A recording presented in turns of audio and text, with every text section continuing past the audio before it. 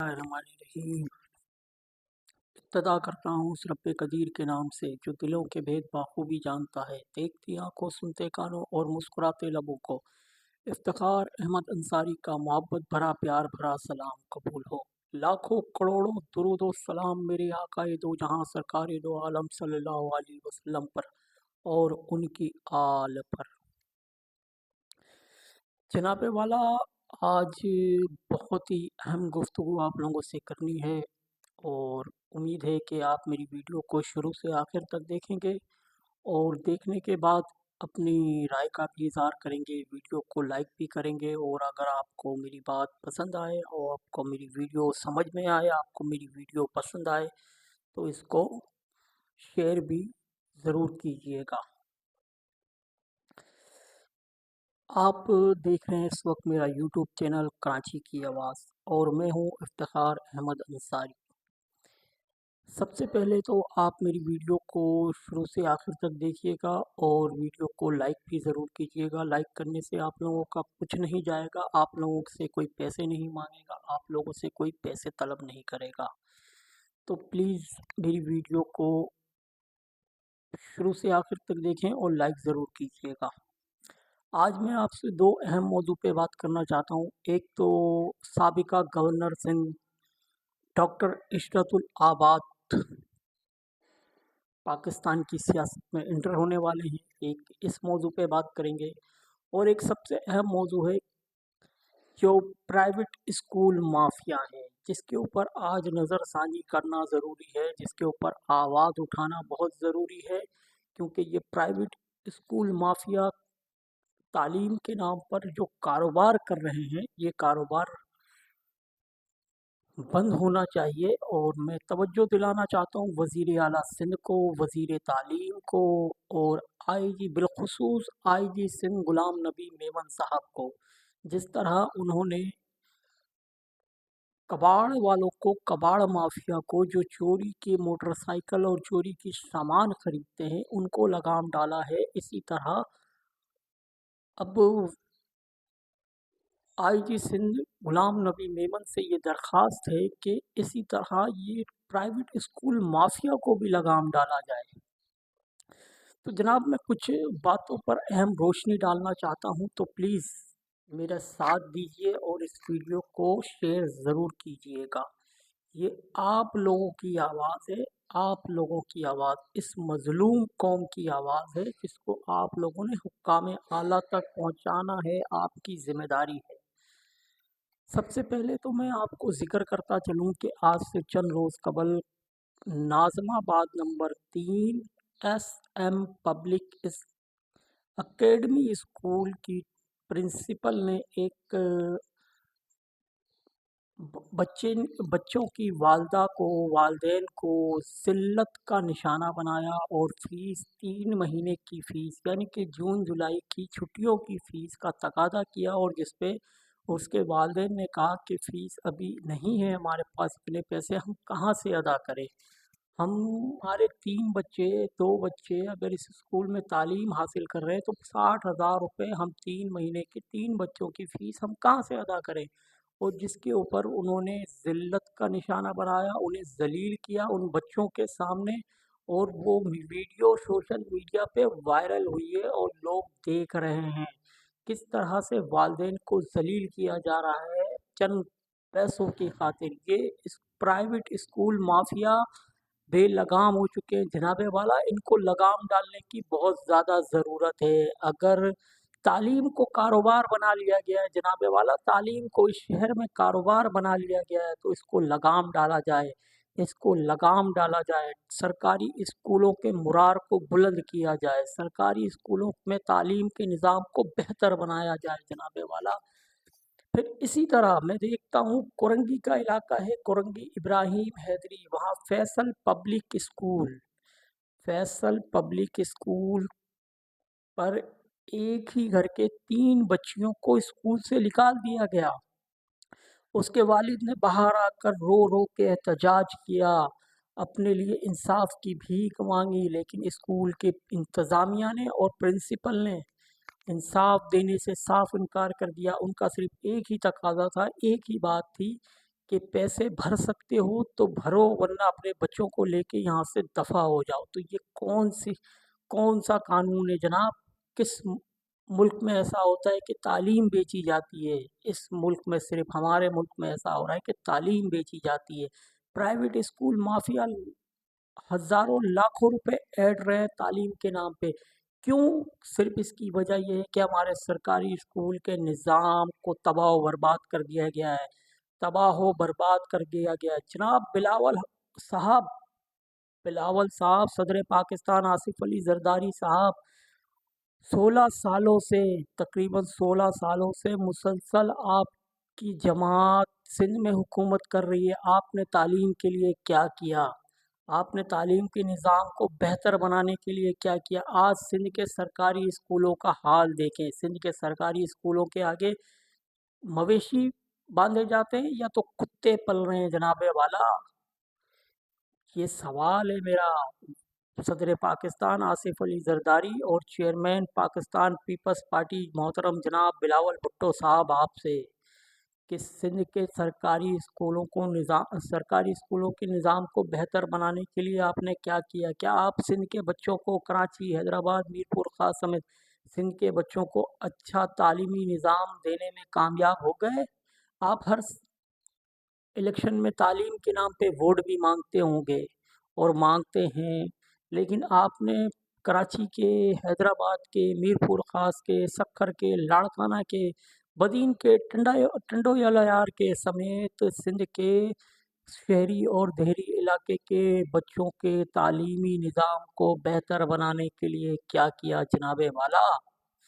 اس کا جواب آپ کو دینا پڑے گا، اس کا جواب وزیر اعلیٰ سندھ کو دینا پڑے گا، اس کا جواب وزیر تعلیم کو دینا پڑے گا، اس کا جواب صوبائی کابینہ کو دینا پڑے گا کہ سندھ کے تعلیمی نظام کو بہتر بنانے کے لیے کیا کیا گیا جناب والا۔ آج پرائیویٹ اسکول مافیا بے لگام ہے۔ پرائیویٹ اسکول مافیا کو لگام ڈالنے کے لیے کیا اقدامات کیے جا رہے ہیں؟ کیا جناب والا صرف تعلیم پیسوں سے خریدی جا سکتی ہے؟ کیا صرف امیر کا بچہ پڑھ سکتا ہے؟ کیا صرف امیر کا بچہ، سرمایہ دار کا بچہ ڈاکٹر انجینئر بننے کا حق رکھتا ہے؟ غریب کے بچوں کو یہ حق حاصل نہیں ہے کیا؟ جناب والا، غریب کا بچہ ڈاکٹر انجینئر کے خواب نہیں دیکھ سکتا؟ ڈاکٹر انجینئر بننے کے خواب نہیں دیکھ سکتا؟ کیا غریب کا بچہ اس ملک کی بہتر مستقبل کے لیے اپنا کردار ادا نہیں کر سکتا؟ ہمیں پڑھے لکھے معاشرے کی ضرورت ہے جناب والا۔ پڑھے لکھے معاشرے کو ڈیلیور کرنے کے لیے آپ نے کیا کیا؟ تو جواب تو آپ کے پاس نہیں ہوگا، کیونکہ آپ نے کچھ بھی نہیں کیا۔ آپ نے سندھ کے بچوں کے لیے کچھ بھی نہیں کیا، آپ نے کراچی کے بچوں کے لیے کچھ بھی نہیں کیا۔ آپ نے صرف پرائیویٹ اسکول مافیا کو بے لگام کر دیا ہے۔ آپ نے پرائیویٹ اسکول مافیا کو فری ہینڈ دے رکھا ہے کہ کماؤ، کھاؤ اور کچھ بھی نہیں، غریبوں کے خون کو چوسو۔ آپ یہ دیکھیں کہ ایک کتاب، ایک کاپی جس کی قیمت مارکیٹ میں 100 روپے، 150 روپے ہے، اور وہی پرائیویٹ اسکول مافیا اپنا لوگو لگا کے، اپنا اسٹیکر لگا کر، اپنے اسکول کا نام لگا کر وہی کاپی 250 300 روپے میں فروخت کرتی ہے۔ جناب والا، یہ کہاں کا دستور ہے؟ یہ کہاں کا قانون ہے؟ یہ تو سوال بنتا ہے نا جناب والا، آخر اس پرائیویٹ اسکول مافیا کو یہ اختیار کس نے دیا؟ کیا یہاں پہ قانون نام کی کوئی چیز ہے؟ اس شہر میں، اس صوبے میں کوئی قانون نام کی چیز ہے؟ اس شہر کو، اس صوبے کو کوئی آن کرتا ہے؟ کون دیکھے گا ان چیزوں کو؟ یہ ذمہ داریاں کس کی ہیں جناب والا؟ یہ ذمہ داریاں کس کی ہیں؟ تو جواب تو آپ کے پاس نہیں ہوگا، لیکن میں امید کرتا ہوں میری قوم میرا ساتھ دے گی، اس ویڈیو کو زیادہ سے زیادہ شیئر کرے گی، تاکہ یہ آواز، یہ بات حکام اعلیٰ تک پہنچے، یہ آواز، یہ بات صدر پاکستان محترم جناب آصف علی زرداری صاحب تک پہنچے، یہ آواز، یہ بات جناب بلاول بھٹو زرداری صاحب تک پہنچے، یہ بات پاکستان کی سیاست میں نئی انٹری ہونے والی خاتون، نوجوان خاتون محترمہ جناب آصفہ بھٹو زرداری صاحبہ تک پہنچے، جو اس وقت نیشنل اسمبلی کی ممبر ہیں اور آصف علی زرداری صاحب کی صاحبزادی ہیں اور بلاول بھٹو صاحب کی ہمشیرہ ہیں۔ اللہ تعالیٰ ہمارے حکمرانوں کو अक्ल व शऊर अता करे ताकि वो सिंध के बच्चों को तालीम हासिल करने में अपना कि सिंध के बच्चों के तालीम के निज़ाम को बेहतर बनाने के लिए अपना किरदार अदा करें और सिंध के सरकारी स्कूल के निज़ाम को बेहतर बनाया जाए ताकि गरीब का बच्चा भी पढ़ सके, गरीब का बच्चा भी डॉक्टर इंजीनियर बनने का ख्वाब देख सके, इस ख्वाब को पूरा कर सके, पाकिस्तान की रोशन मुस्तकबिल के लिए अपना किरदार अदा कर सके। हमें पढ़े लिखे माशरे की बहुत ज़रूरत है जनाब वाला, हमें पढ़े लिखे माशरे की बहुत ज़रूरत है। तालीम इंसान को शऊर देता है, तालीम इंसान को के कद को ऊंचा करता है, तो जनाब वाला तालीम की बहुत ज़रूरत है। अब मैं चलता हूँ अपने दूसरे मौजू की तरफ कि इस वक्त एक बहुत ही पाकिस्तान की बिलखुसूस सिंध की सियासत में एक बहुत बड़ी हलचल होने वाली है। वो हलचल ये है कि साबिक गवर्नर सिंध डॉक्टर इशरतुल आबाद साहब ने आज से चंद रोज़ कबल कराची के सहाफ़ियों में मुश्तमिल एक प्रेस कॉन्फ्रेंस की, जो वीडियो लिंक के ज़रिए इशरतुल आबाद साहब ने अपनी मौजूदगी का एहसास दिलाया और सहाफ़ियों के सवालों के जवाब दिए। कुछ सवाल तो ऐसे थे जिनके जवाब उन्होंने मौसर तरीके से दिए और बेहतरीन तरीके से दिए, और कुछ सवालों के जवाब उन्होंने गोल मोल घुमाने की कोशिश की और उन्होंने घुमा दिया। अब क्या ये माइनस अल्ताफ़ हुसैन, माइनस इमरान खान और माइनस नवाज शरीफ फार्मूले को कामयाब बनाने के लिए डॉक्टर इशरतुल आबाद को पाकिस्तान की सियासत में एंट्री दी जा रही है, पाकिस्तान की सियासत में उनके लिए राहें हमकिनार की जा रही हैं, उनके लिए दरवाजे खोले जा रहे हैं पाकिस्तान की सियासत में। अब देखना ये है कि डॉक्टर इशरतुल आबाद सिर्फ सिंध तक ही महदूद रहते हैं या वफाक के अंदर भी या पूरे पाकिस्तान में अपनी पार्टी को, अपनी तंजीम को लॉन्च कर पाते हैं और वफाकी पाकिस्तान की जो सियासत है उसके अंदर किस तरह का किरदार निभा पाते हैं, कहाँ तक कामयाब हो पाते हैं।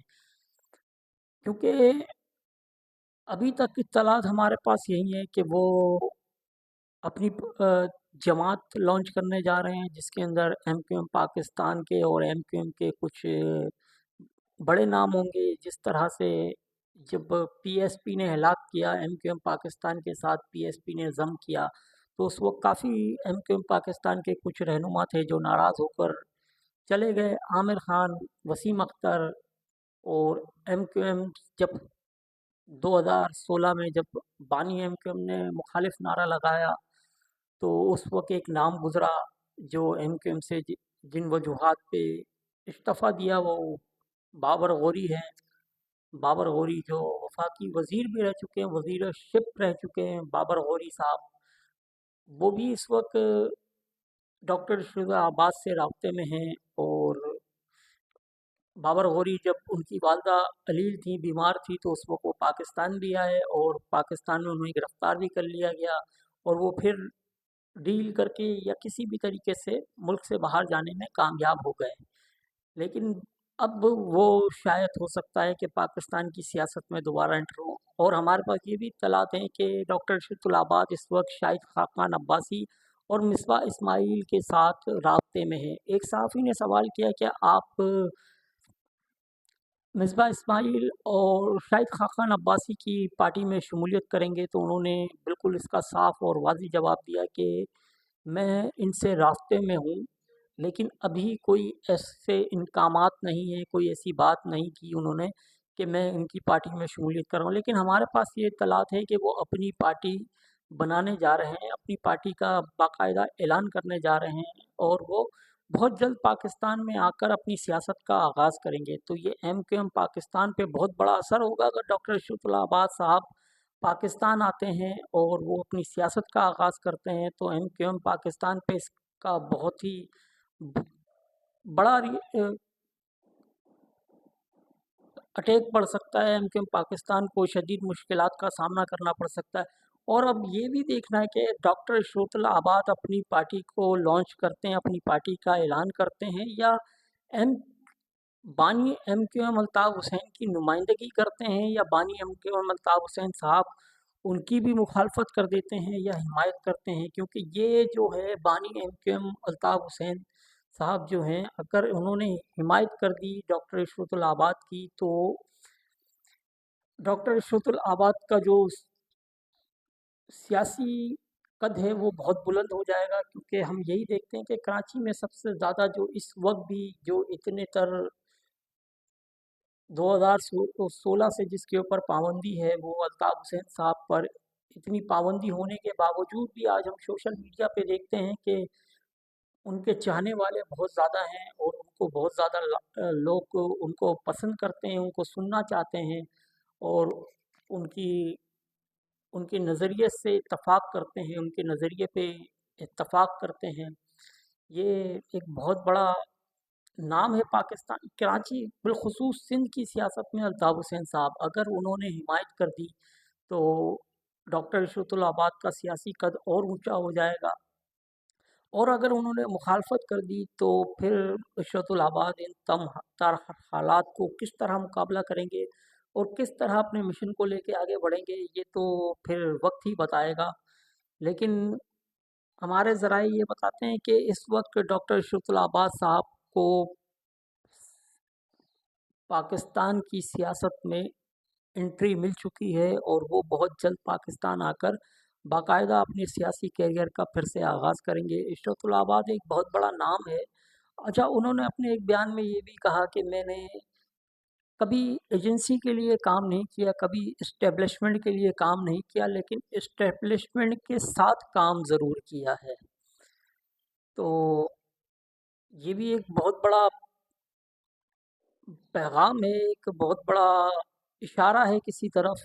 अगर जो लोग समझना चाहते हैं वो इसको समझ जाएं, तो मैं यही कहूँगा कि देखते हैं अब ऊँट किस करवट बैठता है और सिंध की सियासत में क्या होता है। क्योंकि ये अगर इशरतुल आबाद साहब पाकिस्तान आते हैं और अपनी सियासी कैरियर का आगाज़ करते हैं, सियासत का आगाज़ करते हैं, दोबारा से सियासी कैरियर का आगाज़ करते हैं और पाकिस्तान की सियासत में एंटर होते हैं, तो एक सिंध की सियासत में एक तब्दीली आएगी, एक बहुत बड़ी तब्दीली आएगी।